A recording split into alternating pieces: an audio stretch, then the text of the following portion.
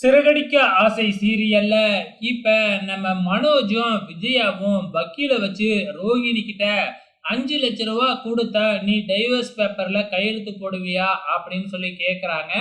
ரோகிணியும் ஒரே பேமெண்டா எனக்கு 5 லட்சத்தை கொடுத்தா நான் டைவர்ஸ் பேப்பர்ல கையெழுத்து போடுறேன் அப்படின்னு சொல்லிடுறாங்க.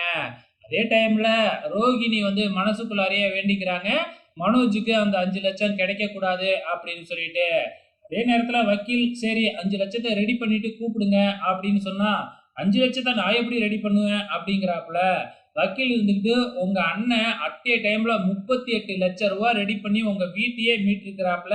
நீ ஏதோ பெரிய பிசினஸ் மேன்லாம் உங்க அம்மா தம்பட்ட அடிச்சுக்கிட்டு இருக்கா, உன்னால ஒரு 5 லட்சத்தை ரெடி பண்ண முடியாதா அப்படின்னு சொல்லிக்கிட்டு இருக்கிறாங்க. ஸோ இந்த மனோஜ் எப்படியுமே 5 லட்சத்தை ரெடி பண்ண போறதில்ல, அது நல்லாவே தெரிஞ்சு போச்சு. ஸோ ரோகிணியோட பிளான் தான் சக்சஸ் ஆக போகுது.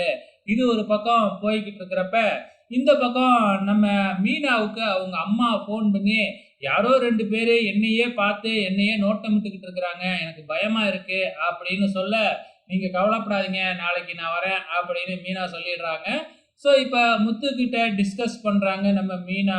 பேசாம அம்மாவை பார்வதி ஆண்டி வீட்டில் போய் தங்க வச்சிருவோம் அப்படின்னு பிளானை போடுறாங்க. அதே மாதிரி மறுநாள் காலையிலேயே மீனா பார்வதி ஆண்டி வீட்டுக்கு தான் கிளம்பி போறாங்க. அங்க போயிட்டு தயங்கி தயங்கி தான் கேட்குறாங்க. ஆனா நம்ம பார்வதி ஆண்டி இதுக்கு எதுக்கு இவ்வளோ தயங்குற, உங்க தம்பிக்கும் அந்த ரேகாவுக்கும் கல்யாணம் ஆகிற வரைக்கும் உங்க அம்மா என் கூடவே இருக்கட்டும், நீ போய் உடனே அழைச்சிக்கிட்டு வா அப்படின்னு அனுப்பி வைக்கிறாங்க. ஸோ நம்ம மீனாவும் அவங்க அம்மாவை கூட்டிகிட்டு வர்றதுக்காக போறாங்க. அதுக்கப்புறம் மீனாவை நமக்கு காமிக்கவே இல்லை. ஸோ நம்ம முத்து வந்து பார்த்தீங்கன்னா மீனாவுக்கு ஃபோன் பண்ணால் ஃபோன் போகவே மாட்டேங்குது. அதே மாதிரி அண்ணாமலை இதுமாரி எல்லாமே ட்ரை பண்ணி பார்க்குறாங்க, மீனா கிடைக்கவே இல்லை. ஸோ பார்வதி ஆண்டிக்கு ஃபோன் பண்ணுறாப்புல, அதுக்கப்புறம் அவங்க மீனாவோட அம்மாவுக்கு ஃபோன் பண்ணுறாங்க. ஸோ எங்கே ஃபோன் பண்ணாலும் நம்ம மீனாவை காணவே காணும். ஸோ பூ கட்டுற இடம் கடை எல்லா இடத்துலையும் நம்ம முத்து தேடிக்கிட்டு இருக்கிறாப்புல, மீனா எங்கே போனாங்கன்னே தெரியவே இல்லை. ஸோ கடைசியாக மீனாவே தூக்கிட்டாங்களா என்னன்னு தெரியல. ஸோ பொறுத்திருந்து பார்க்கலாம்.